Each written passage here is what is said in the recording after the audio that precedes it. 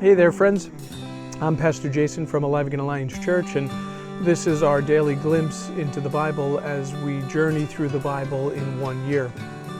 Today we're jumping into a wild, interwoven ride through kings, prophets, pride, and mercy.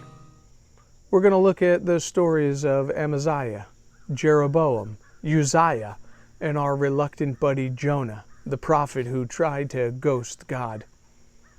If you've ever struggled with pride, resistance, or just not wanting to do what God said, today's word is for you, and so it's really for all of us. Let's start with Amaziah, the king of Judah. He starts out on the right foot. The Bible actually says he did what was right in the eyes of the Lord, but not wholeheartedly. You ever met someone like that? They're in church, they say the right things, but something's just not right, and it's a little off. Well, that's Amaziah. After defeating Edom, he gets puffed up. He picks a fight with King Joash of Israel. Joash tells him this parable. Basically, Joash says, "You're a weed trying to fight a tree. Sit down." Amaziah doesn't sit down.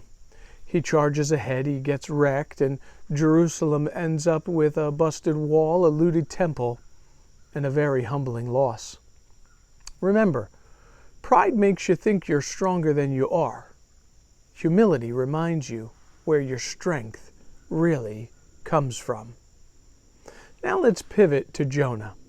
He's the Old Testament's most dramatic prophet.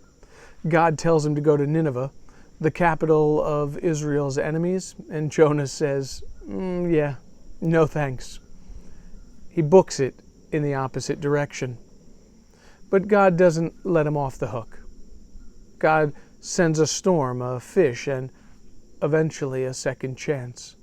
When Jonah finally does preach in Nineveh, the entire city repents. Revival breaks out. It's every evangelist's dream. But Jonah's mad. He tells God, "I knew you'd forgive them. That's why I ran." Can you imagine that? Jonah was more concerned about his comfort and reputation than the souls of over 120,000 people. God's mercy will challenge your pride, and that's a good thing. Now over to Israel. King Jeroboam II is expanding territory. He's getting stuff done, and guess who's prophesying during his reign? That's right, Jonah. Our fishy friend had a prophetic career before the Nineveh meltdown. God uses Jonah to speak during a time when the people weren't walking closely with him. That's mercy. Meanwhile, in Judah, Uzziah, or a.k.a. Azariah, becomes king after Amaziah. He's faithful at first. God blesses him. He invents cool military tech. He builds towers. He even strengthens the defenses.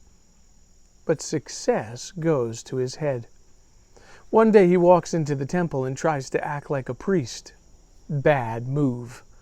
God strikes him with leprosy, and he lives the rest of his life in isolation. Even gifted, successful people fall hard when they stop listening to God. So here's the big takeaways from all of these verses. Amaziah let pride push him into a fight he couldn't win. Jonah let bitterness keep him from celebrating God's mercies. Jeroboam II led during a time of expansion without leading people back to God. Uzziah started strong, but forgot who gave him the platform. And yet, through it all, God was patient, He was gracious, and still moving His plan forward. Aren't you glad that when we're stubborn, God doesn't give up? Aren't you glad that when we're prideful, God still invites us back? Aren't you glad that when we run, He runs faster? Let's check our hearts today. Are you trying to control something instead of trusting God? Are you resisting forgiveness because you don't think someone deserves it? Are you relying on success more than your Savior? How about this? Are you running from something God's been calling you to do? Here's the good news.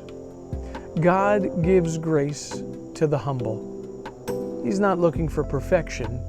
He's looking for surrender. Well, thanks for joining me today. If this episode blessed you, I encourage you to share it with someone who needs a reminder that God's mercy is greater than our mistakes. I'll catch you next time. Until then, stay faithful, stay humble, and keep your eyes on Jesus. God bless you.